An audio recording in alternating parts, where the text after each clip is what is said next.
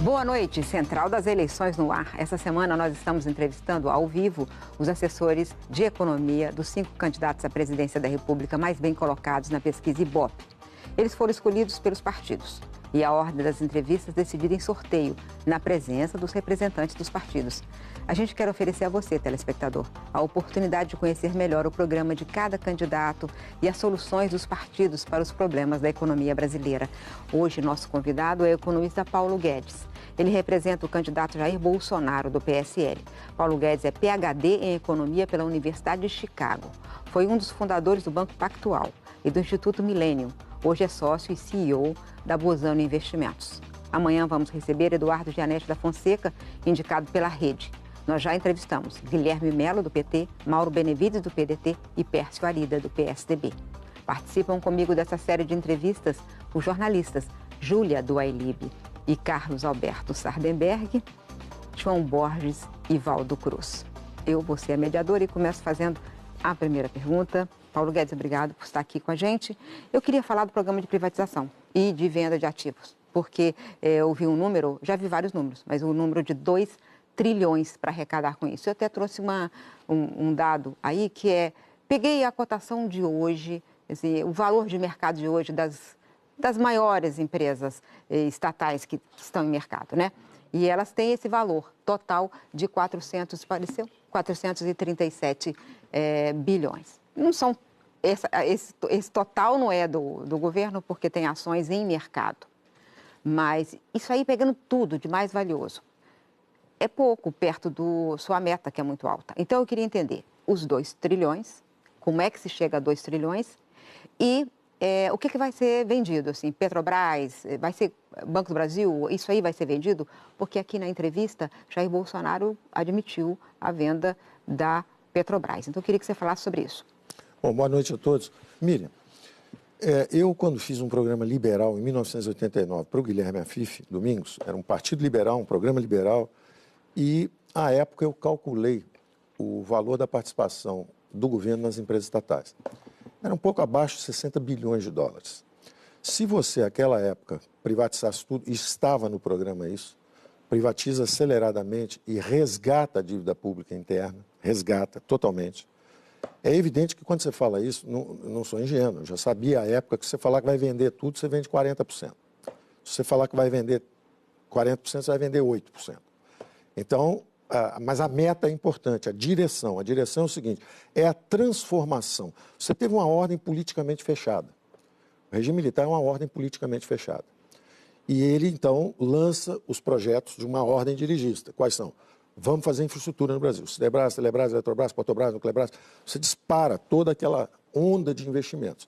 Todo o regime de comando de economia dirigista, ele consegue crescer 10, 15, 20 anos. A União Soviética cresceu, os países socialistas cresceram, todo mundo cresce durante um certo tempo. Você domina certas tecnologias simples, hidrelétrica, estrada, ferrovia, e aquilo você dispara aquelas ordens e o país começa a crescer. Bom, depois de um certo tempo, entra em esgotamento, porque aquilo é comando central, não reage corretamente, e a história é cheia de exemplos de descaminhos do destino de nações. Exemplo, o Tocqueville, liberal, explicando como o absolutismo na França, de Luís XIV, acabou levando ao terror jacobino.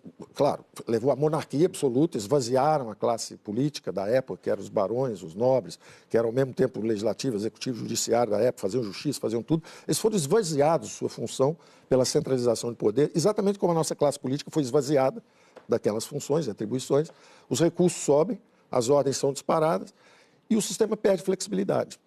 E aí, bom, eu estou querendo chegar nos meus 2 trilhões. Eu vou chegar lá tranquilamente, E é muito simples por que eu estou falando nisso.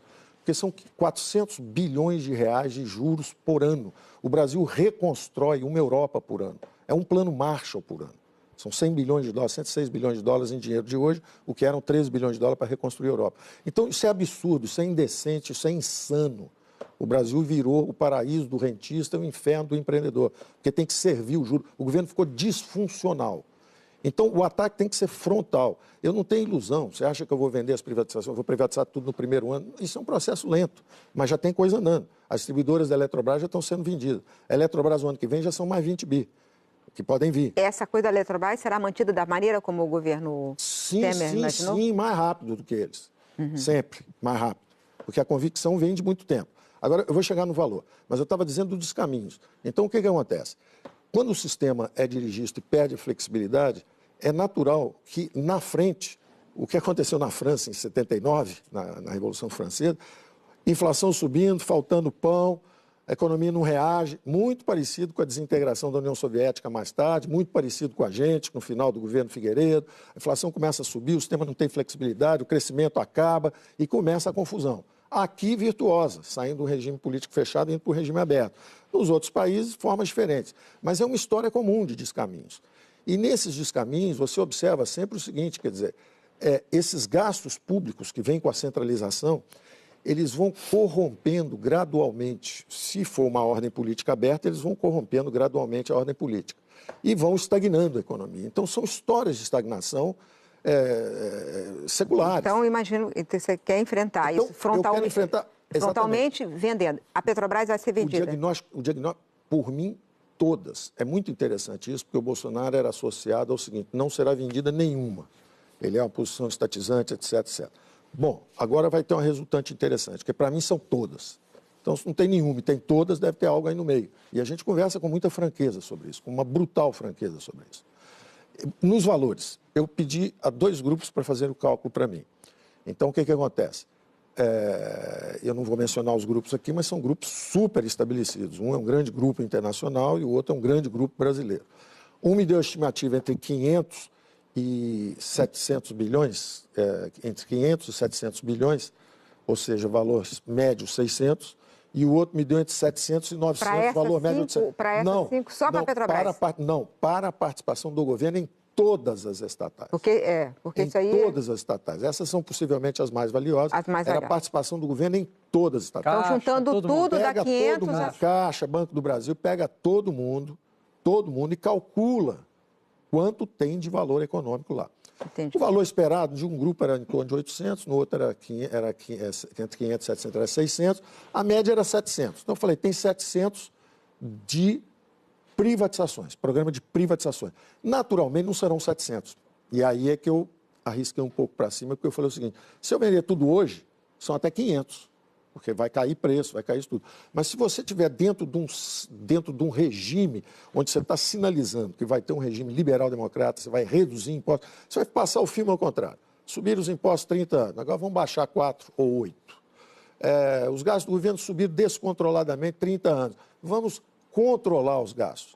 Você não precisa nem cortar muito, é não deixar crescer. Então vamos adiante. Eu vou chegar no valor. Não, você já falou que vai mais do que isso 700 até. a 800. Isso aí é o valor total, isso, né? No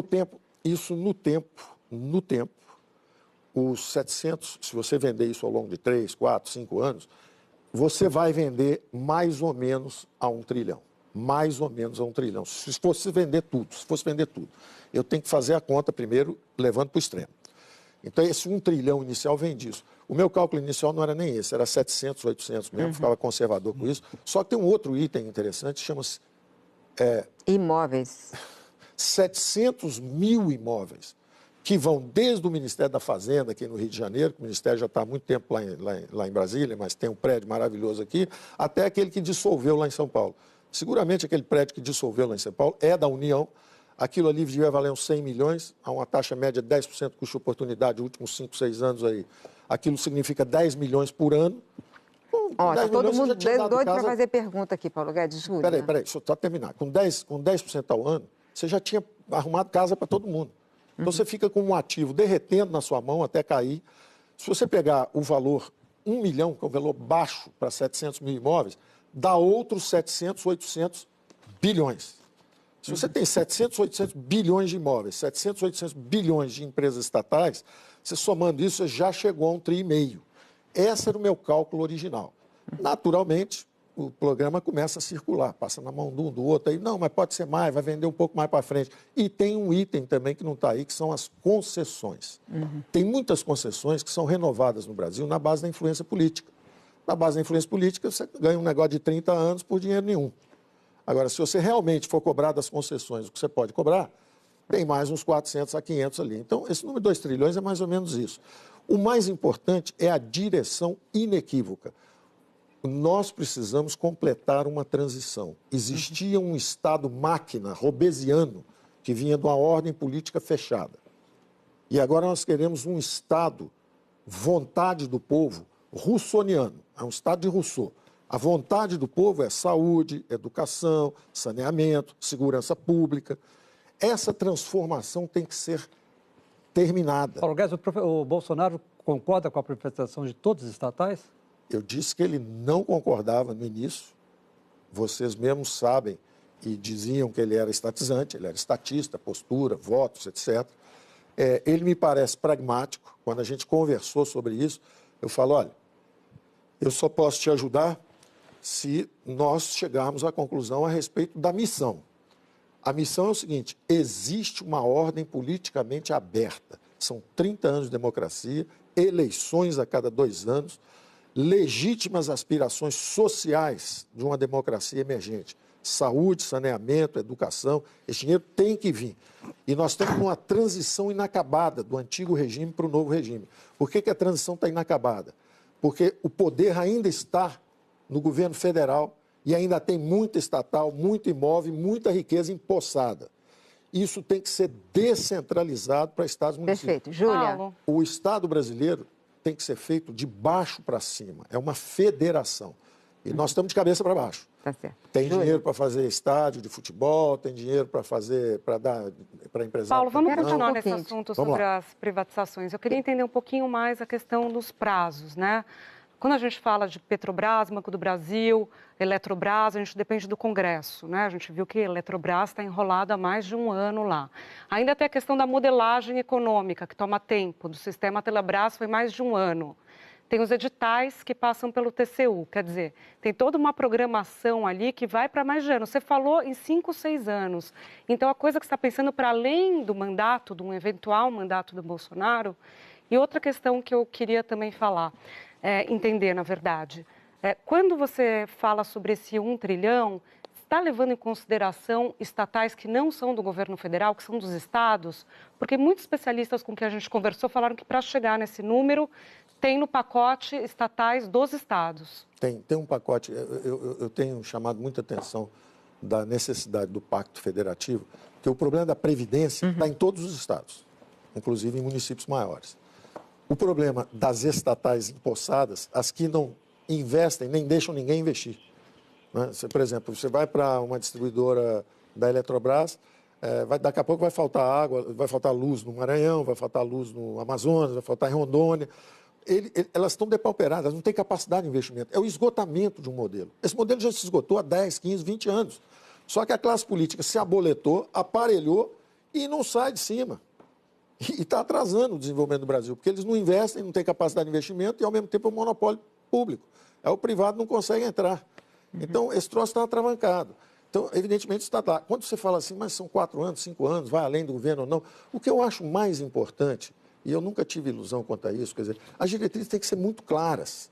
Então, é o seguinte, uma ordem politicamente aberta, ela exige recursos para a saúde, educação. O regime militar investiu em infraestrutura física, máquinas, equipamentos industriais, infraestrutura, equipamentos. A ordem democrática exigiu justamente o investimento em capital humano, saúde, educação, saneamento. É muito claro isso. Então, é evidente que o governo, máquina, robesiano, de poder central, dirigista, tem que se transformar. E essa transformação é exatamente essa descentralização de poderes e recursos. Nenhum presidente pode ter tanto poder. Senão, daqui a pouco, vocês vão estranhar que tem um Putin aqui, vocês vão estranhar que tem um Erdogan. Ora, a transição está incompleta. Essa transição tem que ser feita. Você tem que descentralizar poderes e recursos. Valdo. Um presidente, um governador de Minas Gerais, é como se fosse um Macron, é o presidente da França. O governador de São Paulo, seja o Scaff, seja o Dória, é como se fosse o primeiro-ministro da Alemanha. Ele precisa de recursos. É ele que vai atacar saneamento, saúde, educação. É ele que tem que resolver esse problema. Nós temos uma questão emergencial. Agora, o dinheiro não chega lá. Eu tenho que responder a pergunta dela ainda, que é o seguinte. Ela falou, então essa privatização vai levar muitos anos, como é que é? eu me recuso a ficar prisioneiro da Caixa. Eu não sou um prisioneiro cognitivo da social-democracia que diz é tudo difícil. Se vocês virem a primeira página do Globo, de quando logo o Fernando Henrique entrou, eu falei, acelerem a privatização. A privatizem acelerado, está na primeira página do Globo. Aí vem assim, acho que era o Sérgio Mata na ocasião. Privatização acelerada é coisa de liberal. Nós somos social-democratas, nós vamos fazer no devido ritmo. Ora, a gestão patrimonial é um desastre. Se você entrega ativos para alguém, volta 2, 3, 4, 6 anos depois. Eu sei porque eu tinha feito a conta. Mas tem coisas legais, ela está falando de coisas legais, Paulo. Evidentemente são coisas legais. Você tem que Por cumprir exemplo, era requisitos. legal, um governo tem que saber o que ele pede legalmente para ser aprovado. Por exemplo, houve governo que legalmente congelou a poupança dos brasileiros inteiros. Houve governo que legalmente caçou boi no pasto, legalmente congelou preço em supermercado, fizeram planos bolivarianos. Mas você está devendo a resposta para ela. Fizeram E já está ele querendo fazer pergunta. Eu vou chegar lá. Fizeram planos bolivarianos com respaldo legal. Prender boi no pasto com helicóptero. Mas isso foi há muito tempo, olha. Açude em São Paulo, porque sobrou o preço no Guaraná. Foi tudo legalmente com apoio da mídia. A mídia toda apoiou o plano. Então, eu Vamos digo mudar o de seguinte, assunto. será que hoje a mídia já entende que dar apoio legal a um programa de privatização seria bom? Eu acho que o Congresso aprova. Por isso que eu falo sempre de uma aliança de centro-direita, de liberais democratas. Nós não somos prisioneiros da Caixa, desculpe. Quer dizer, esse negócio de falar assim, olha, mas até você convencer, não tem que convencer. Se os liberais democratas estiverem no governo, eles vão aprovar um plano de privatização. Tá certo. Paulo Guedes, nós temos vários assuntos para tocar aqui. Deixa eu tratar de outro assunto agora, que é mais emergencial. Nós temos um problema de uma crise fiscal no Estado brasileiro hoje que é grave, que talvez seja o principal empecilho, o ponto fora da curva na nossa economia de hoje. O senhor está prometendo zerar o déficit público em 1 ano. Conversando com alguns especialistas, dizem que o aumento do déficit da Previdência, 50 bilhões por ano. Sim. Outras despesas obrigatórias também crescem ao ritmo acima da inflação. Tem um teto que tenta segurar, mas tem muita gente querendo mudar o teto. E todo mundo diz o seguinte, para zerar o déficit só em 2022, 2023. Como é que o senhor vai conseguir fazer isso em apenas 1 ano? Ótimo, de novo. Existem metas. Tem uma meta de inflação, todo mundo já se habituou à ferramenta, a variável de controle, que é a taxa de juros, para tentar chegar lá na meta. Então, existe meta também. Tem uma meta fiscal. Eu quero zerar em 1 ano. Aí eu rodo, converso com a turma da Caixa. A turma da Caixa toda, Caixa que eu digo é o dentro da Caixa. É todo mundo prisioneiro. Como? Como será? Eu vou chegar lá, eu vou te Concretamente. dizer. Eu vou te dizer, a primeira visita que eu fiz me disseram que era impossível. Eu conversei com o Guardia, eu conversei com o Mansueto, eu conversei com o Diogo Oliveira, conversei com todo mundo. É difícil, porque é isso. E realmente o orçamento já vem amarrado. O orçamento para 2019 já está todo amarrado. Ele já vem todo amarrado. Uhum. Aí eu fiz uma segunda visita, de novo, para todo mundo. Falei assim, olha, se tiver tudo amarrado, nós vamos ter que desvincular as receitas. Por exemplo, fazer o contrário do que o Temer fez. Quando o Temer chegou, a primeira coisa que ele fez não foi aprovar a reforma da Previdência, foi dar um aumento generalizado de salário para o setor público.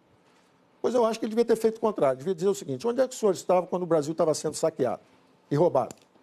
16 milhões de brasileiros sem empregos. Os senhores têm generosas aposentadorias, salários bem acima da média brasileira. Os senhores acham que eu consigo dar um aumento para os senhores agora? O Brasil quebrou, eu não sei se tem recursos para salvar os senhores. Vamos fazer o seguinte, vamos ficar 1 ano contribuindo para o Brasil, dando uma explicação para a sociedade, que vocês estão também fazendo uma parte do sacrifício? Isso é uma conversa possível. Agora, na mesma hora começou a aparecer dinheiro. Agora, eu fui a segunda vez ao mesmo time. Eu fui a segunda vez ao mesmo time. Deixa eu te dar os números. Não, é que nós temos um... Não, mas deixa eu te dar os números. Pois é, deixa eu te dar os números. Apareceu o seguinte, tem 300 bilhões de desonerações, eu acho que aí de 10% a 20%, aí entre 30% e 60% talvez apareça. Aí o outro me falou o seguinte, olha, tem também a cessão da Petrobras, a cessão onerosa. A cessão onerosa pode dar um líquido aí uns 60 a 70 bilhões, porque a Petrobras vai te dar 100, você paga 30 para ela, na verdade 90 e poucos, te dá 30, tudo bem. Aí o outro já levantou a mão e falou assim, olha, porque tem excepcionais quadros no governo, tem gente muito preparada, muito boa, e que está tão incomodada quanto nós, cidadãos, com o nosso dinheiro que está sendo perdido, está saindo pelo ralo. Então, quando você conversa com eles, fala, olha, o sujeito que vier de fora, ele vai ter que passar o rodo. vai passar linear, vai travar, por exemplo, durante 5 anos não vai ter concurso, vai ter... Ou vocês dão uma solução, vocês são os melhores agentes, vocês conhecem. Sai o dinheiro para todo lado. Então, deixa eu dizer o dinheiro, porque eu estou conversando com as pessoas. Então, vamos lá. 60 bi da onerosa, 60, 70 bi da sessão onerosa. 20 bi do abono salarial. Não entra agora. Você tem que aprovar agora para valer em 2019. Isso. Mas tudo bem. Vem 20 bi lá na frente me esperando. Entre 16 e 26, 27, Eletrobras, que vai seguir. Eletrobras vem também. O BNDE. O BNDE devolveu, estava conversando com o Diogo querendo me mostrar os planos, o futuro do BNDE. Eu falo, olha, depois a gente fala do futuro, vamos falar do ano que vem? Eu quero saber o ano que vem. Por exemplo, você acabou de aprovar aí que os dividendos vai dar só 25%. Que história é essa? Deram 600, deram 500 e pouco para vocês, com o juro em cima já chega a quase 600. Vocês devolveram 300. Está faltando 200 e poucos. Nós queremos esse dinheiro de volta. Eu quero abater dívida com esse dinheiro. Vocês fizeram 3 planejamentos já. Entrou um presidente do BNDE e a Maria Silva fez um planejamento. Aí depois entra o segundo, foi o Paulo Rabelo, fez outro planejamento. Agora entra o Diogo, aí vai me mostrar um outro planejamento. Não quero ver planejamento, isso é um banco com muito dinheiro e pouco projeto. Vocês estão com mais dinheiro do que projeto. Podemos voltar um pouco ao Então, por favor, vamos devolver os 100, 120, 130. Quanto é que você consegue? Eu acho que o duration, a carteira média, a carteira tem 8 anos, 9 anos, o duration é 4, 5 anos. Acho que dá para devolver uns 100, 120, voltam 100, 120 todo ano. No 100, ano 120 que vem, então. Desse ano, com mais 106, que é o valor da participação da BNDESPAR em várias empresas, já temos 200. E tem caixa, tem quase 100 de caixa. Então é o seguinte, vocês têm que dar uma satisfação à população brasileira. Porque sabe qual é a alternativa? A alternativa é entrar lá, o nosso candidato, o presidente Bolsonaro, que diz o seguinte: vou abrir a caixa preta, quero ver o dinheiro que foi para não sei aonde, vou escandalizar esse negócio, vou politizar esse negócio. Vamos dar uma satisfação à população brasileira? Vamos mostrar que o BNDES sabe fazer um ano de sacrifício? Agora, voltando então a essa questão, a gente tem um gráfico aqui que mostra a divisão das despesas do governo, como elas vêm ocorrendo. Ali na linha amarela, nós temos as despesas obrigatórias, que é basicamente previdência, pessoal e programas sociais. A linha vermelha são as tais despesas discricionárias, funcionamento da máquina, custeio, investimento, etc. O que está claramente acontecendo é que a despesa obrigatória, que não tem como mexer, está subindo, e as outras estão caindo. Para o ano que vem, na lei de diretrizes orçamentárias, ali onde está 128 bilhões de gasto discricionário, está 90, está 100 bilhões para o ano que vem. Então, se zerar isso, não gastar nada... Não é para zerar, não dá para zerar. Então, isso que eu estou falando. Então, essa é a questão. Argumentando por absurdo. O problema maior... Né? Que já está arrochado ali. Por absurdo, se você zerar isso aqui, não é isso. Não fecha o déficit. Não fecha. Agora, ali continua subindo. A previsão ali na linha amarela é de você ter um gasto subindo de 635 bi na Previdência, um gasto dos 322 na Folha, com aumento. Você está perfeito, Sademir. E aí, isso aqui... O que eu digo que eu estou fora da caixa... mexe ali? O que eu digo que eu estou fora da caixa é o seguinte: eu não aceito esse descontrole das contas públicas, que vocês acham que é natural. Mas não é que é natural. Nós não achamos que é natural. Nós escrevemos e falamos contra isso, Paulo Guedes. Então vamos lá. Se não é natural, então vamos lá. Então vamos lá. Quais são as 3 grandes despesas? O argumento? Previdência. As 3 grandes despesas. Previdência. Salário. Estamos de acordo, tem que ter uma reforma da Previdência? Sim, mas... Anteontem. Estamos de acordo, tem que ter uma reforma da Previdência anteontem? Quanto tempo o senhor acha que vota uma reforma da Previdência? Ora, e há acordo vou te dizer uma coisa. Há oferecimentos do governo Temer ainda, com o apoio do Rodrigo Maia, de que se os candidatos estivessem de acordo, poderiam tentar votar ainda esse ano. Então pode ser e pode não ser. Eles não estão de acordo. Depende da nossa maturidade política. Não é? Dois presidentes podiam ter feito uma reforma importante. O Fernando Henrique Cardoso preferiu a reeleição. Ele conseguiu ser reeleito. Ele fez uma reforma da Previdência. Perdeu por um voto, né? O ele perdeu por um voto perdeu por um voto. A idade mínima. Isso, né? Perdeu por um voto, coitado. Mas não era a prioridade dele. A prioridade era a reeleição. Tanto que ele fez uma medida constitucional. Da mesma forma, o Michel Temer. A prioridade dele qual foi? Não foi a Previdência. Se fosse a Previdência, ele faria a Previdência primeiro. Ele fez o aumento de salário. Mas eu gosto da sua linha. A sua linha é o seguinte: é evidente que vai furar o teto. Tem um teto e tem as obrigatórias subindo.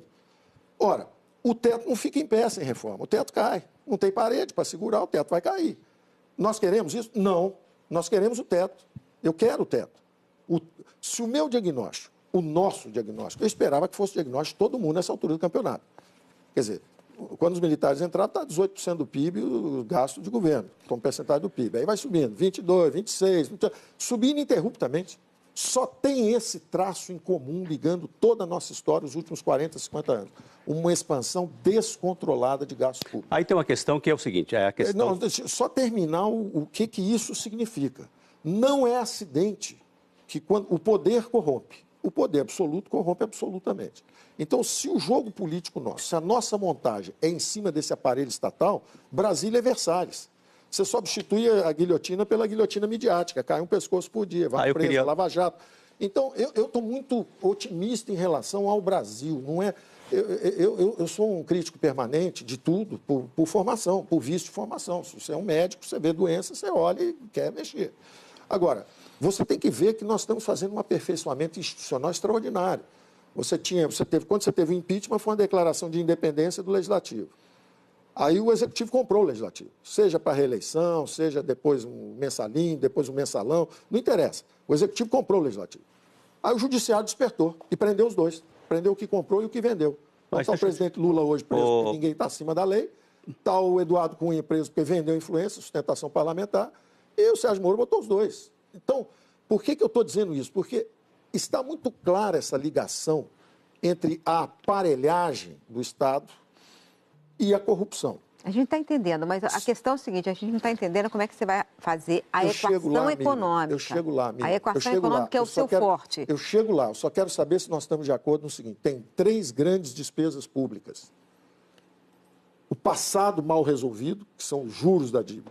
A gente fez tanta besteira lá atrás, mesmo os melhores planos nossos, como o Plano Real, juros de 70%, é uma insanidade. É uma insanidade. 60%, 50%, é uma insanidade. Revela a falta de dimensão fiscal. Você perguntar, por que deu errado o cruzado? Não tinha dimensão fiscal. Por que deu errado o Plano Collor? Não tinha dimensão fiscal. Por que o Plano Real deu certo? Porque tinha dimensão monetária, uma dimensão importante, mas não tinha fiscal.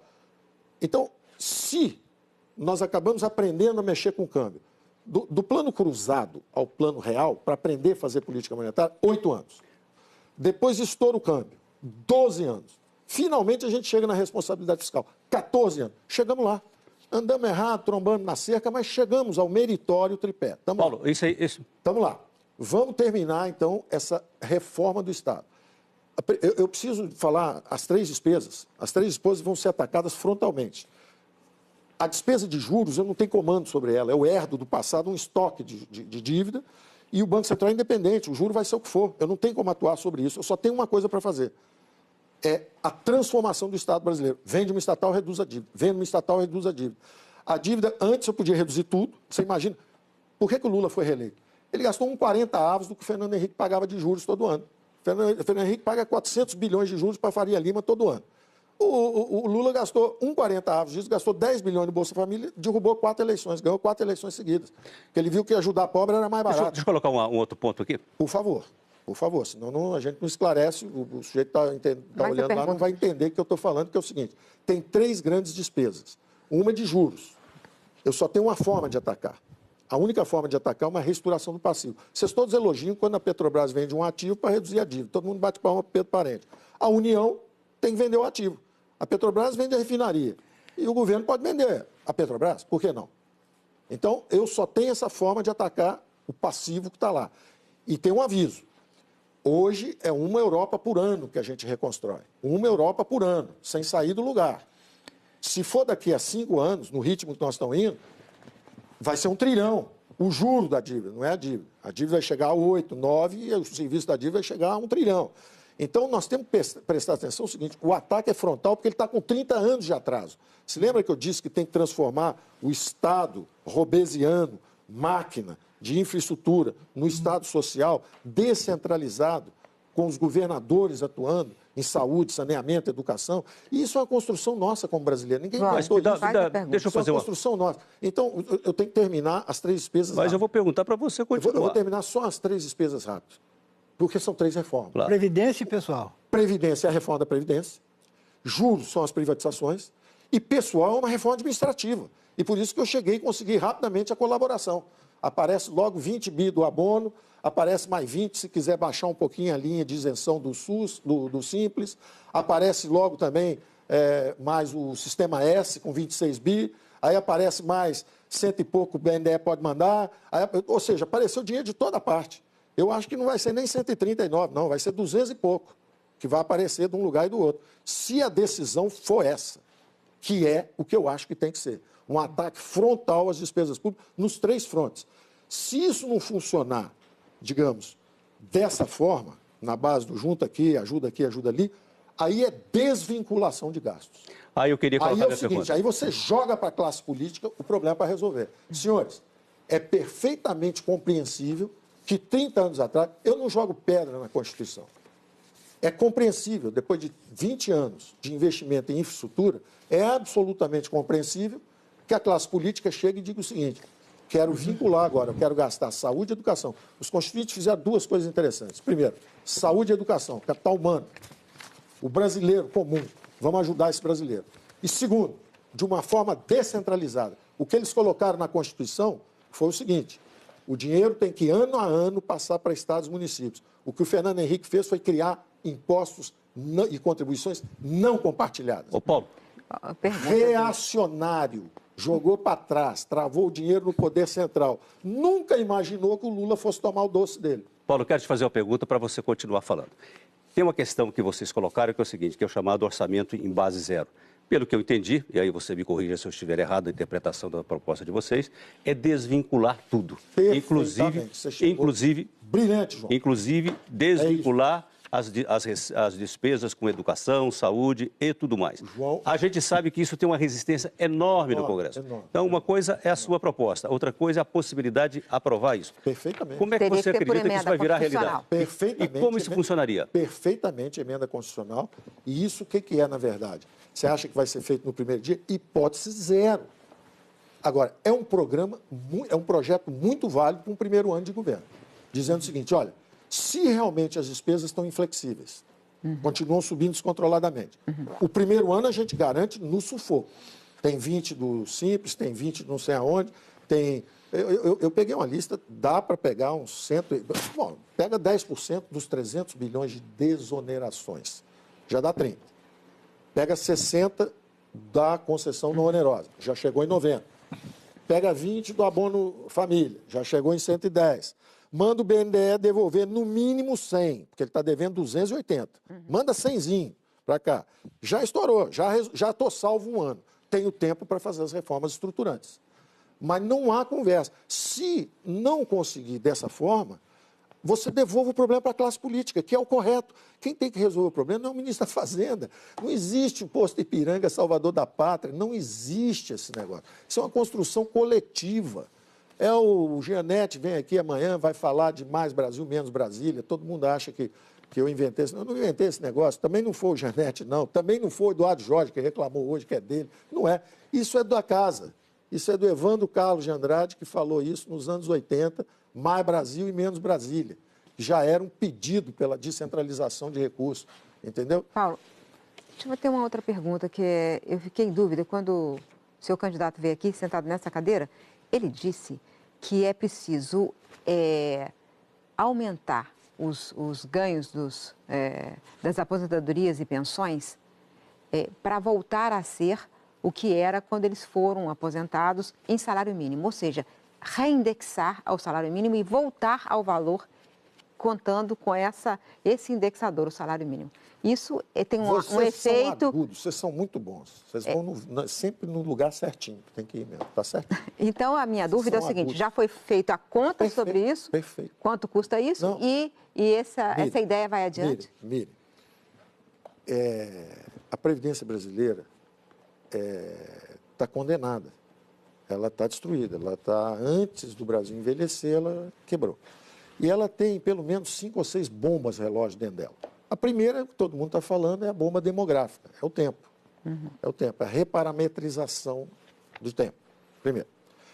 A segunda bomba, ela mistura, ela bota junto assistência social com previdência. Então, tem um cara que nunca contribuiu para a previdência, mas ele recebe uma assistência social, recebe um salário mínimo como se tivesse trabalhado a vida inteira. Isso é uma bomba relógio também, porque mistura dois sistemas. Daí é que vem, que estava lá no programa, um conceito de renda básica ou renda mínima, dizer, se você não contribuiu, nós não vamos deixar nenhum brasileiro em necessidade. Mas espera aí, o mínimo aqui é para quem trabalhou.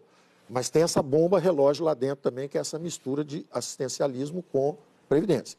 Aí ela tem a terceira bomba relógio. Essa é uma arma de destruição em massa de empregos. É um crime contra a população brasileira. Você tem, para ter 40 milhões, a população economicamente ativa são 96 milhões de brasileiros. Para você ter 40 milhões com carteira assinada, você tem 56 sem carteira.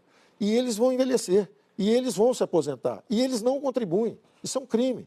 Porque para dar um emprego para um, você deixa o outro desempregado, porque custa 2, os encargos chegam a quase 100%. Então, essa é uma outra bomba que tem que ser desmontada. É a terceira bomba. Eu estou mostrando isso para mostrar a inviabilidade de qualquer passo sem a reforma da Previdência. Não há passo que não passe pela reforma da Previdência.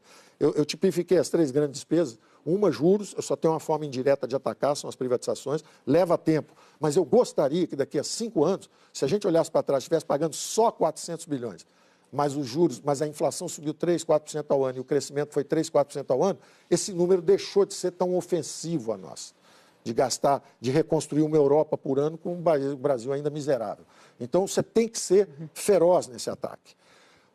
A Previdência, o segundo grande gasto, é uma fábrica de desigualdades. Eu estou dizendo, ela tem a bomba demográfica, ela tem a bomba de misturar com assistencialismo, ela tem uma forma cruel de exclusão social, de tirar a dignidade do trabalhador. Você tem que ficar na rua, para um ter um emprego, o outro é jogado ao mar. Você disse que a minha pergunta era certa, eu vou chegar lá, porque ela é o detalhe final onde em cima está sendo construída toda a desigualdade. Porque ela está dentro do setor público, porque tem uma dupla indexação. Todos estão indexados ao mínimo e o mínimo à inflação. Então, ela perpetua essa desigualdade, essa fábrica de desigualdade que ela é.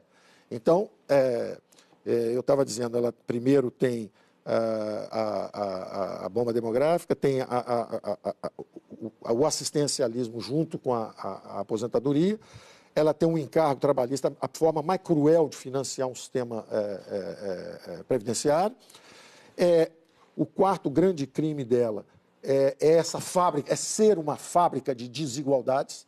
Ela é uma fábrica de desigualdades mesmo, quer dizer, o senador da República, além de viver bem... Eu concordo com tudo isso, Paulo. Eu quero saber só o seguinte, se for recuperar em valor de salário mínimo as aposentadorias, significa que essa bomba aumenta... Aumenta, não é isso? Então nós dois estamos de acordo, que aumenta a bomba. Mas o senhor não está de acordo com o seu candidato. Mas o seu candidato não. Olha, você vê que coisa interessante, né?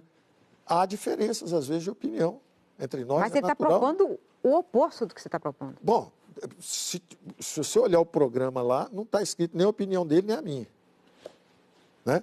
Eu imagino que vai haver uma coalizão de centro-direita em torno de um programa liberal na economia, onde nós vamos tentar convergir os sistemas.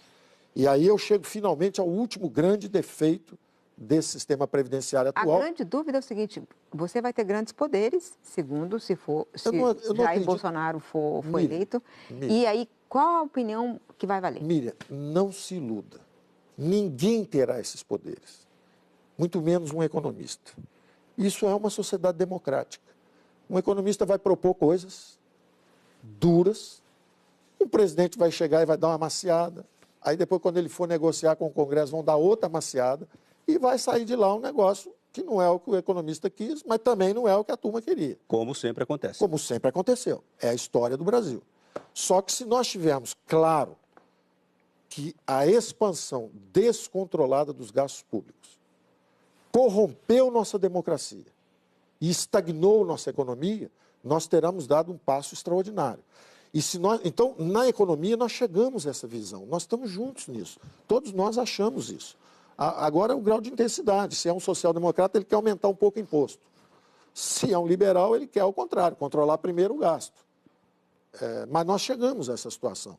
O grande enigma que devorou a classe política brasileira, né, é interessante, isso é uma imagem clássica sobre a Revolução, né, francesa, Danton, Robespierre, um clássico exatamente analisando isso, dizendo assim, que tragédia ver uma revolução devorando seus próprios filhos.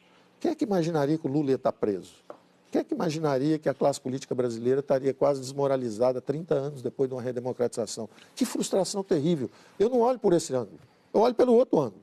Nós somos uma sociedade aberta, nós somos uma democracia em transição, uma democracia emergente, fazendo um extraordinário processo de aperfeiçoamento institucional. Aprendemos a fazer um impeachment, uma declaração de independência do Legislativo, o Judiciário despertou agora e prendeu quem compra e vende poderes, e agora, depois de bastante tempo fazendo meritória inclusão social através de programas sociais, nós temos que entender que a forma de escapar mesmo da miséria é com a economia de mercado. Se as vítimas do socialismo, 3,5 bilhões de eurasianos, estão escapando da miséria, chineses, russos, ex-socialistas, estão mergulhando nas correntes globais de comércio, como é que nós achamos que nós vamos criar uma classe média emergente sem irmos nesse caminho? Paulo, eu vou fazer um intervalo agora. Voltamos já com o segundo bloco dessa entrevista com Paulo Guedes, assessor de economia do candidato Jair Bolsonaro. Quando eu puder mexer, me fala.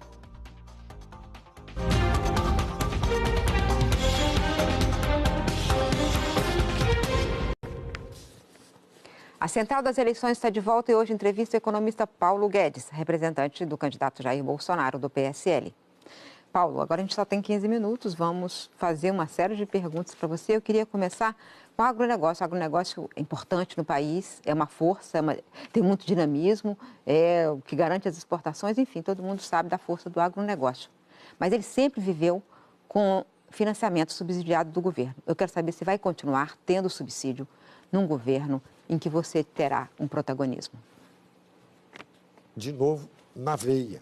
Vocês atiram com precisão.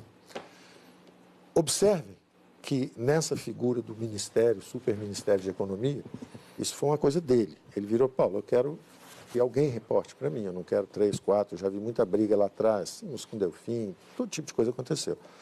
Agora, interessantemente, o Ministério da Agricultura ficou fora. O natural seria o Ministério da Economia, você fala, bom, tem a Secretaria de Indústria e Comércio, Secretaria de Turismo, Secretaria da Pesca, porque realmente, se cada setor da economia brasileira tiver um ministério, você tem 80. Né? Então, mas curiosamente, o Ministério da Agricultura ficou ali. A convicção dele é que o Brasil, não só o pessoal do campo alimenta o Brasil, como também alimenta o mundo, que é uma vocação, e é efetivamente uma vantagem comparativa nossa. Então, pelo que eu entendo, ele já cortou o bolo e já passou para lá. Quer dizer, você não vai mandar na agricultura, mas parece você... que está fora do meu alcance. Dito isso... Mas como a Fazenda, na economia, é que decide se tem subsídio ou não tem subsídio. Você quer combater subsídio, vai combater esse. Evidentemente, para mim, tudo tem que ser horizontal. Então, essa é a sua teoria. Todo mundo igual. Agora, veja bem, se o dólar está indo para 4, daqui a pouco está 4,50, está subindo o dólar, está chovendo dinheiro no campo, aí, de repente, tem que ficar... Para onde está indo esse subsídio, efetivamente? Para uma multinacional que está lá, para grandes produtores, para quem está? Está indo para o pequenininho que precisa. Então, evidentemente, a análise de custo e benefício de todos os programas sociais está avançadíssima. Inclusive, eu estou descobrindo isso no governo. Tem quadros extraordinários. Só que tem gente apertando o botão no Congresso e não consulta esse pessoal. E aí esse pessoal está fazendo pesquisa, calculando avaliação social de todos os programas públicos. Calculam que há quase 140 bilhões de programas mal conduzidos e mal... Haverá subsídio para a agricultura? Miriam, de novo, se depender de mim, não pode haver subsídios para setores específicos, a não ser que muito bem fundamentado. Você fala assim, faltou dinheiro no campo. Não me parece ser o caso. Você fala assim, não, mas tem 15 anos, o Ciro até brincou, o Paulo vai entrar, é um liberal, vai cortar todo o subsídio, vai quebrar o campo, vai ter fome na cidade. Mas, pô...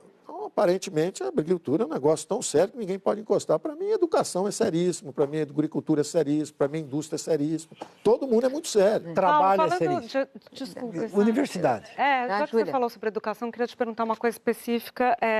Tendo um pouco essa ideia da venda de ativos, né? A gente tem hoje 63 universidades federais que custam cerca de 6 bilhões de reais e atendem 1 milhão de estudantes. Qual a sua ideia para isso, tendo em vista que muitas delas estão com problemas de caixa? Cobrar mensalidade, por exemplo, é uma coisa que está no radar?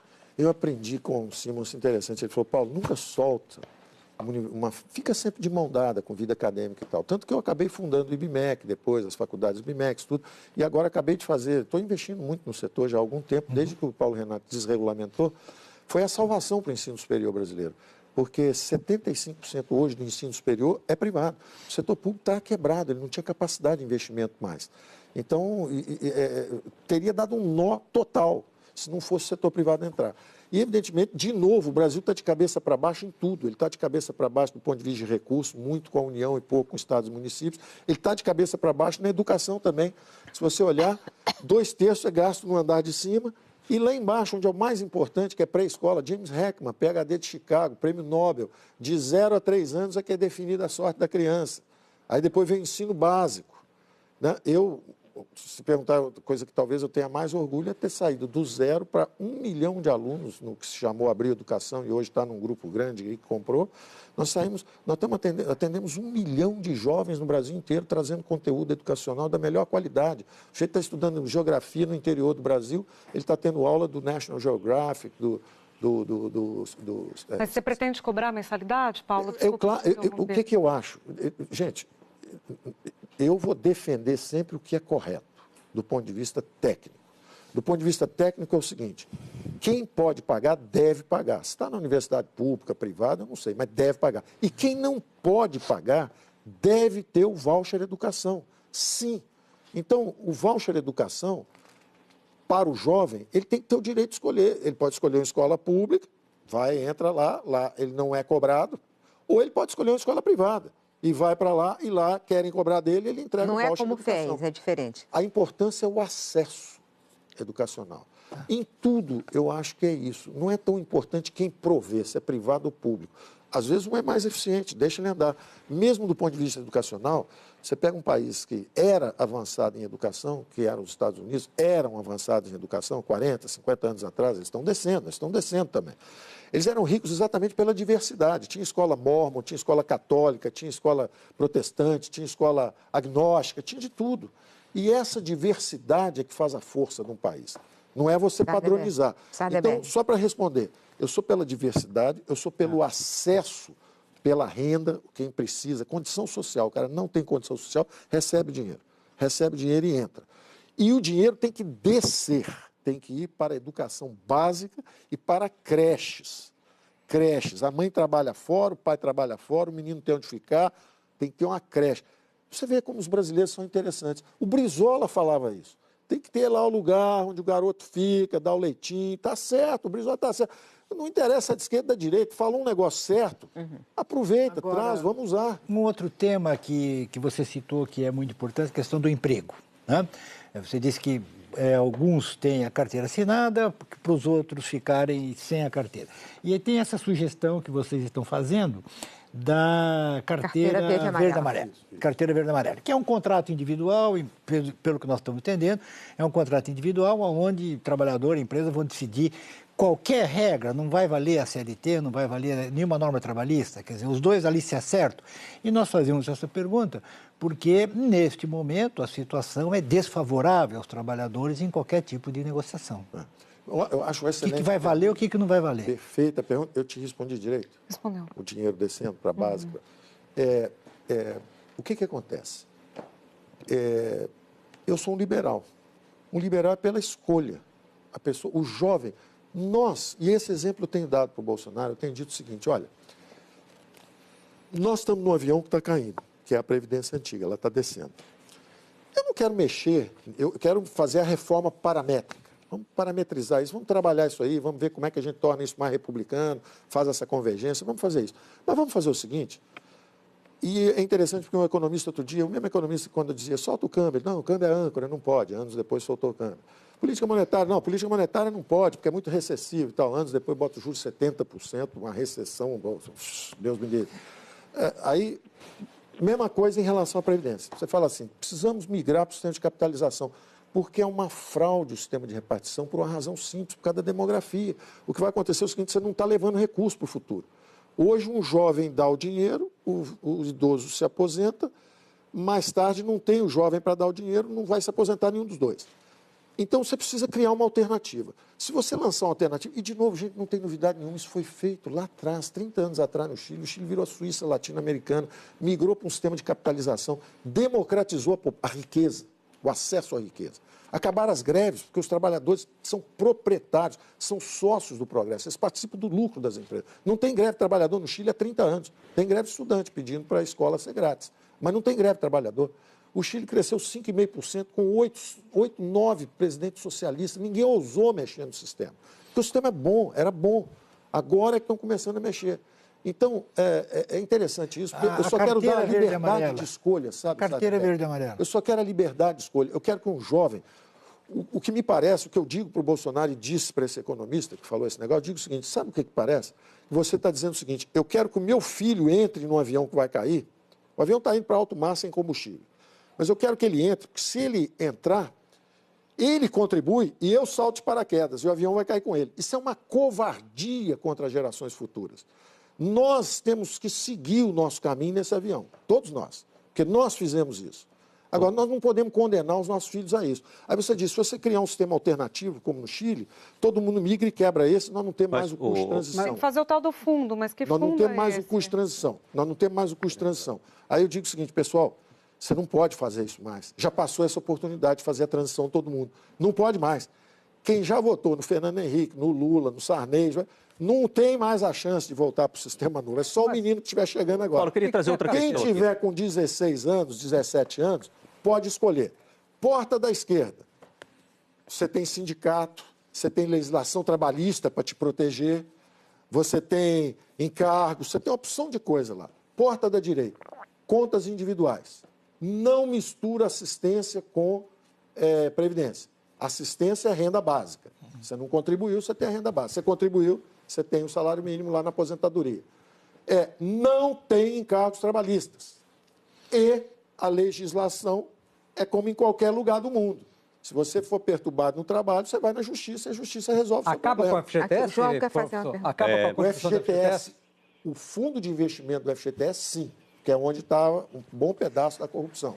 O FGTS, como mecanismo de acumulação do sistema antigo, deixa ele rodar, deixa ele seguir rodando.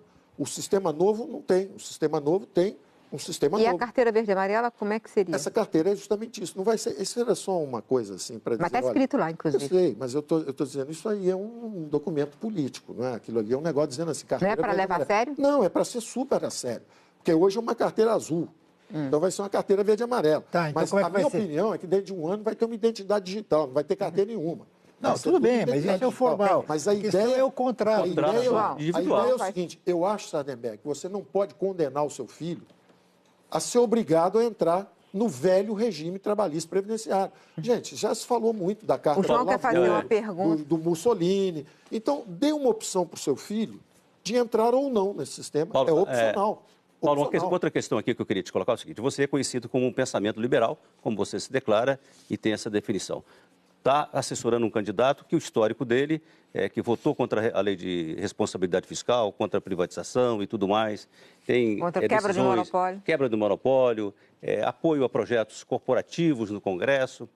E você está emprestando o seu nome de economista liberal para um candidato e, pela entrevista, você está emprestando também até um certo pensamento político. E você é um analista de risco. Não há um risco disso? Você não corre o risco de chegar lá na frente e dizer, olha, esse meu aluno não funcionou muito bem, não aprendeu tudo? Bom, você vê que o mercado é um organismo interessante, né? Porque o mercado começou a botar o preço do dólar um pouquinho para cima, foi subindo, pensando nisso tudo possivelmente. Será que vão convergir, que não vão convergir? Eu não atribuo importância nenhuma a mim, tem uma diferença muito grande. Eu acho que o Jair Bolsonaro tem necessidades da população brasileira que às vezes a gente percebe, às vezes não. Se você perguntar para qualquer um de nós, dentro do que eu chamo a bolha, que é onde eu vivi também bastante tempo, a gente vai falar assim, quais as funções mais importantes do Estado? Saúde, educação, acesso à saúde e educação. Diria um chinês que isso é coisa muito recente, é coisa só de 200 anos. Se você voltar aos constitucionalistas ingleses, se você voltar a Thomas Hobbes, natureza é vermelha na mandíbula, nas garras, o homem é o lobo do homem, nós precisamos proteger, daí o Estado-máquina surgir, absoluto, forte, para não deixar violação de vidas, propriedades, etc, etc. E aí vem logo depois o John Locke, do direito do governo civil, falando a mesma coisa, falando quem é que vai trabalhar num lugar onde o fruto do seu trabalho, do seu esforço não é preservado. Mas e o risco então, Bolsonaro? O Bolsonaro subiu, ele está subindo politicamente, é importante a gente entender isso, tem nada a ver com a economia. A gente pode discutir o que a gente quiser aqui, Nós estamos falando dos formadores de opinião, das coisas mais sofisticadas, de onde vai o preço do dólar, etc. Tem um fenômeno profundo acontecendo, que é o seguinte: a população brasileira está dizendo o seguinte: nós queremos preservação de vidas e propriedades. Desde o seu reloginho que você vai à praia assaltado, até o revólver de vez em quando que assassina uma pessoa que não chega do trabalho em casa. Ele está respondendo a esse pedido de ordem.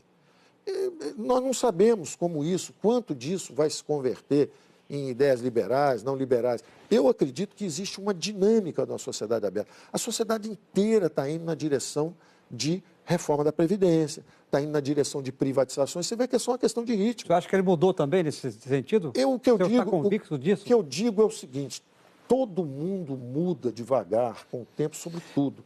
Eu, quando cheguei, o problema de sensibilidade social para mim, minha preocupação era orçamento, política monetária, câmbio.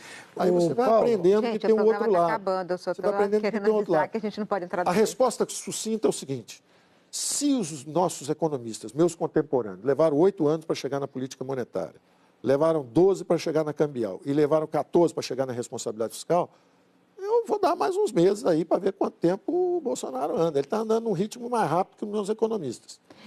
Obrigada, Paulo Guedes, pela sua presença aqui. O programa, infelizmente, acabou. A Central das Eleições está terminando agora. Muito obrigada a você, telespectador, pela audiência. E fica o convite. Amanhã, nós vamos entrevistar o economista Eduardo Janete da Fonseca, representante da candidata Marina Silva da Rede.